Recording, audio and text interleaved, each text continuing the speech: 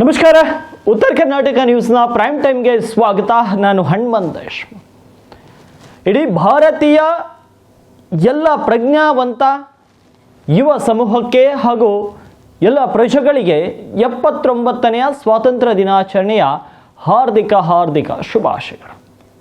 ಇವತ್ತು 12ನೇ ಬಾರಿಗೆ ಕೆಂಪು ಕೋಟೆಯನ್ನು ಏರಿ ಭಾಷಣವನ್ನು ಮಾಡಿದ್ದಾರೆ ನರೇಂದ್ರ ಮೋದಿ.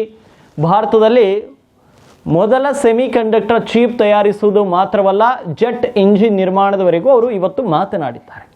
ಆತ್ಮನಿರ್ಭರ, ಮೇಕ್ ಇನ್ ಇಂಡಿಯಾಗೆ ಹೆಚ್ಚು ಒತ್ತು ನೀಡಿದ್ದಾರೆ. ಹಾಗಾದರೆ ಕೆಂಪು ಕೋಟೆ ಮೇಲೆ ನಿಂತು ಮಾಡಿದಂಥ ಸರಣಿ ಘೋಷಣೆಗಳು ಯಾವುದೆಂಬುದನ್ನು ಇವತ್ತಿನ ಈ ಒಂದು ವರದಿಯಲ್ಲಿ ತಿಳಿದುಕೊಳ್ಳೋಣ.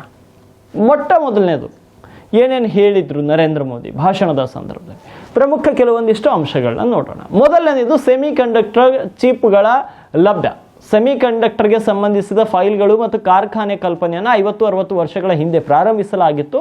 ಅದು ದಾರಿ ತಪ್ಪಿ ಹಾಗೇ ಉಳಿತು. ಆದರೆ ಇತರ ಹಲವು ದೇಶಗಳು ಈ ಕ್ಷೇತ್ರದಲ್ಲಿ ಕರಗತ ಮಾಡಿಕೊಂಡಿದ್ದು ಈಗ ತಮ್ಮ ಸರ್ಕಾರ ಈ ಹಳೆಯ ಹೊರೆಯಿಂದ ಮುಕ್ತವಾಗಿದೆ ಮತ್ತು ಅರೆವಾಹಕ ಕೆಲಸವನ್ನು ಮಿಷನ್ ಮೋಡ್ನಲ್ಲಿ ಮುಂದುವರಿಸಿದೆ. ಭಾರತ ಮೌನವಾಗಿದ್ದಾಗ ಅನೇಕ ದೇಶಗಳು ಸೆಮಿಕಂಡಕ್ಟರ್ ವಲಯದಲ್ಲಿ ಪಾಂಡಿತ್ಯ ಸಾಧಿಸಿದ್ವು.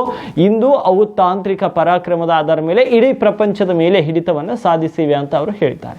6 ವಿಭಿನ್ನ ಅರೆವಾಹಕ ಘಟಕಗಳು ಕೆಲಸ ಆರಂಭಿಸಲು ಬರುತ್ತಿವೆ ಮತ್ತು ನಾವು ಈಗಾಗಲೇ 4 ಹೊಸ ಘಟಕಗಳಿಗೆ ಹಸಿರು ನಿಶಾನೆಯನ್ನು ತೋರಿಸಿದ್ದೇವೆ. ಈ ವರ್ಷದ ಅಂತ್ಯದ ವೇಳೆಗೆ made in India, make in India ಮತ್ತು ಮೇಡ್ ಇನ್ ಇಂಡಿಯಾ ಚಿಪ್ಸ್ ಮಾರುಕಟ್ಟೆಗೆ ಬರಲಿವೆ ಅಂತ ಅದೊಂದು ಹೇಳಿದ್ದಾರೆ. ಇದರ ಜೊತೆಗೆ GST ಕೂಡ ಸುಧಾರಣೆಯನ್ನು ತರ್ತೀವಿ. ದೀಪಾವಳಿಯ ಉಡುಗೊರೆ ಆಗಿ ಕಳೆದ 8 ವರ್ಷಗಳಲ್ಲಿ ನಾವು GST ದೊಡ್ಡ ಸುಧಾರಣೆ ಮಾಡಿದ್ದೇವೆ. ದೇಶದಂಥ ತೆರಿಗೆ ಹೊರೆಯನ್ನು ಕಡಿಮೆ ಮಾಡಿದ್ದೇವೆ ಅಂತ ಪ್ರಧಾನಿ ಮೋದಿ ಹೇಳಿದ್ದಾರೆ. ಇನ್ನು ನಾವು ಮುಂದಿನ ಪೀಳಿಗೆಗೆ GST ಸುಧಾರಣೆಯನ್ನು ತರುತ್ತಿದ್ದೇವೆ. ತೆರಿಗೆ ಸ್ಲ್ಯಾಬ್ಗಳನ್ನು ತರ್ಕಬದ್ಧಗೊಳಿಸುವುದು ಮತ್ತು ಅಗತ್ಯ ಮತ್ತು ನಿತ್ಯ ಕ್ರಮದ ವಸ್ತುಗಳ ಮೇಲಿನ GST ದರಗಳನ್ನು ಕಡಿಮೆ ಮಾಡುವುದರ ಮೇಲೆ ಕೇಂದ್ರೀಕರಿಸಲಾಗ್ತದೆ. ಈ ದೀಪಾವಳಿಯ ಹೊತ್ತಿಗೆ ನೀವು ಸಾಮಾನ್ಯ ಜನರಿಗೆ ಜೀವನವನ್ನು ಸುಲಭಗೊಳಿಸುವ ಮತ್ತು ನಮ್ಮ ಆರ್ಥಿಕತೆಯನ್ನು ಬಲಪಡಿಸುವ ಹೊಸ ಸರಳೀಕೃತ GST ರಚನೆಯನ್ನು ನೀವು ಕಾಣುತ್ತೀರಿ. ಈ ಬದಲಾವಣೆಗಳು ಪಾರದರ್ಶಕತೆಯನ್ನು ಹೆಚ್ಚಿಸುತ್ತವೆ ಅಂತ ಹೇಳಿದ್ದಾರೆ. ಕಳೆದ 8 ವರ್ಷಗಳಲ್ಲಿ GST ಮೂಲಕ ತೆರಿಗೆ ವ್ಯವಸ್ಥೆಯನ್ನು ಸರಳಗೊಳಿಸಿದ್ದೇವೆ. 8 ವರ್ಷಗಳ ನಂತರ ನಾವು ಅದನ್ನು ಪರಿಶೀಲಿಸುವುದು ಈ ಸಮಯದ ಅಗತ್ಯವಾಗಿದೆ. ನಾವು ಅದನ್ನು ಪರಿಶೀಲಿಸಿದ್ದೇವೆ, ರಾಜ್ಯಗಳೊಂದಿಗೆ ಮಾತನಾಡಿದ್ದೇವೆ. ನಮ್ಮ ಕೈಗಾರಿಕೆಗಳು ದೊಡ್ಡ ಲಾಭವನ್ನು ಪಡೆಯುತ್ತವೆ, ದೈನಂದಿನ ವಸ್ತುಗಳು ಅಗ್ಗವಾಗುತ್ತವೆ. ಇದು ಆರ್ಥಿಕತೆಗೆ ದೊಡ್ಡ ಉತ್ತೇಜನ ನೀಡುತ್ತದೆ ಅಂತ ಹೇಳ್ತಾರೆ. ಇನ್ನು 3ನೇದು ಪರಮಾಣು ಸಾಮರ್ಥ್ಯ 10 ಪಟ್ಟು ಹೆಚ್ಚಾಗುತ್ತದೆ. ಭಾರತದ ತಾಂತ್ರಿಕ ಮತ್ತು ಇಂಧನ ಕ್ಷೇತ್ರಗಳಲ್ಲಿ ಸ್ವಾವಲಂಬನೆಯ ಕಡೆಗೆ ಪ್ರಧಾನಿ ನರೇಂದ್ರ ಮೋದಿ ಪ್ರಮುಖ ಘೋಷಣೆಯನ್ನು ಮಾಡಿದ್ದಾರೆ. 2047ರ ವೇಳೆಗೆ ಭಾರತದ ಪರಮಾಣು ಸಾಮರ್ಥ್ಯ ದ್ವಿಗುಣಗೊಳ್ಳಲಿದೆ ಅಂತ ಅವರು ತಿಳಿಸಿದ್ದಾರೆ. 10 ಹೊಸ ಪರಮಾಣು ರಿಯಾಕ್ಟರ್ಗಳ ನಿರ್ಮಾಣ ಮತ್ತು ಈ ವಲಯವನ್ನು ಖಾಸಗಿ ವಲಯಕ್ಕೆ ತೆರೆಯುವುದು ಸೇರಿದಂತೆ ಪರಮಾಣು ಇಂಧನ ಕ್ಷೇತ್ರದಲ್ಲಿ ಪ್ರಮುಖ ಸುಧಾರಣೆಗಳನ್ನು ಅವರು ಘೋಷಿಸಿದ್ದಾರೆ. 2047ರ ವೇಳೆಗೆ ಪರಮಾಣು ಇಂಧನ ಸಾಮರ್ಥ್ಯವನ್ನು 10 ಪಟ್ಟು ಹೆಚ್ಚಿಸುವ ಗುರಿಯನ್ನು ಅವರು ಹೊಂದಿದ್ದಾರೆ. ಇದು ಅಲ್ಲದೆ ಕಳೆದ 11 ವರ್ಷಗಳಲ್ಲಿ ಭಾರತದ ಸೌರಶಕ್ತಿ ಸಾಮರ್ಥ್ಯವು 30 ಪಟ್ಟು ಹೆಚ್ಚಾಗಿದೆ. ನಾವು ಹೊಸ ಅಣೆಕಟ್ಟುಗಳನ್ನು ನಿರ್ಮಿಸುತ್ತಿದ್ದೇವೆ. ಭಾರತ ಈಗ ಪರಮಾಣು ಶಕ್ತಿಯ ಮೇಲೆ ಸಕ್ರಿಯವಾಗಿ ಗಮನ ಹರಿಸುತ್ತೆ. ಈ ದಿಕ್ಕಿನಲ್ಲಿ ನಾವು ಮಹತ್ವದ ಹೆಜ್ಜೆಗಳನ್ನು ಇಟ್ಟಿದೆ. ಪ್ರಸ್ತುತ 10 ಹೊಸ ಪರಮಾಣು ರಿಯಾಕ್ಟರ್ಗಳನ್ನು ಕಾರ್ಯನಿರ್ವಹಿಸುತ್ತಿದ್ದೇವೆ. ಭಾರತವು ಸ್ವಾತಂತ್ರ್ಯದ 100 ವರ್ಷಗಳನ್ನು ಆಚರಿಸುವ ಹೊತ್ತಿಗೆ ನಮ್ಮ ಪರಮಾಣು ಇಂಧನ ಸಾಮರ್ಥ್ಯ 10 ಪಟ್ಟು ಹೆಚ್ಚಿಸುವ ಗುರಿ ಹೊಂದಿದ್ದೇವೆ ಅಂತ ಹೇಳಿದ್ದಾರೆ.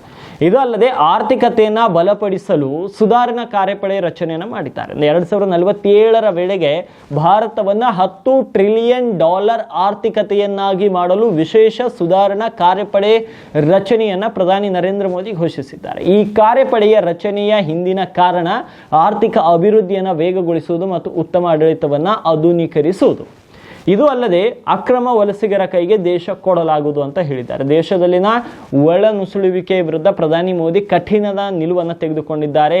ಒಳ ನುಸುಳುವಿಕೆಯಿಂದಾಗಿ ಇಲ್ಲಿಯ ಜನರ ಜೀವನೋಪಾಯವನ್ನು ಕಸಿದುಕೊಳ್ಳಲಾಗ್ತಾ ಇದೆ. ಅದನ್ನು ನಾವು ಯಾವ ಸಂದರ್ಭದಲ್ಲಿ ಕೂಡ ಸಹಿಸಲಾಗುವುದಿಲ್ಲ. ಪ್ರಧಾನಿಯವರು ಇದನ್ನು ದೇಶಕ್ಕೆ ಬೆದರಿಕೆ ಅಂತ ಕರೆದಿದ್ದಾರೆ.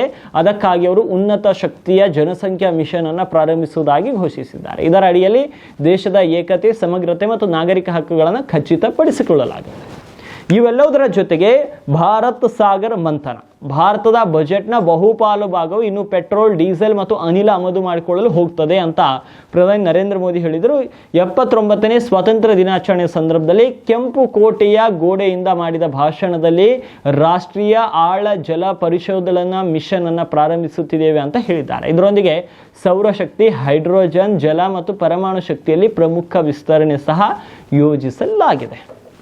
ಇವು ಅಲ್ಲದೆ ರಾಷ್ಟ್ರೀಯ ಉತ್ಪಾದನಾ ಮಿಷನ್ ಕೋವಿಡ್ ಸಂದರ್ಭದಲ್ಲಿ ನಾವು ಲಸಿಕೆಗಳನ್ನು ತಯಾರಿಸಿದ ರೀತಿಯಲ್ಲಿ ಮತ್ತು ಡಿಜಿಟಲ್ ಪಾವತಿಗಳಿಗೆ UPI ಬಳಸಿದ ರೀತಿಯಲ್ಲಿಯೇ ನಾವು ನಮ್ಮ ಜೆಟ್ ಇಂಜಿನ್ಗಳನ್ನು ತಯಾರಿಸಬೇಕು ಅಂತ ಪ್ರಧಾನಿ ಹೇಳಿದ್ದಾರೆ. ವಿದ್ಯಾರ್ಥಿಗಳು ಅಂತಹ ಕೆಲಸಗಳನ್ನು ಮಾಡುವಂತೆ ಅವರು ಮನವಿಯನ್ನು ಮಾಡಿದ್ದಾರೆ. ಉತ್ಪಾದನೆ ಬಗ್ಗೆ ಯೋಚಿಸುವ ಯುವಕರು ಸರ್ಕಾರಿ ನಿಯಮಗಳಲ್ಲಿ ಬದಲಾವಣೆಗಳನ್ನು ಬಯಸಿದರೆ ನನಗೆ ತಿಳಿಸಿ ಅಂತ ಅವರು ಹೇಳಿದ್ದಾರೆ. ಇದು ರಾಷ್ಟ್ರೀಯ ಉತ್ಪಾದನಾ ಮಿಷನ್ನ ಕೆಲಸ ವೇಗವಾಗಿ ನಡೀತಿದೆ.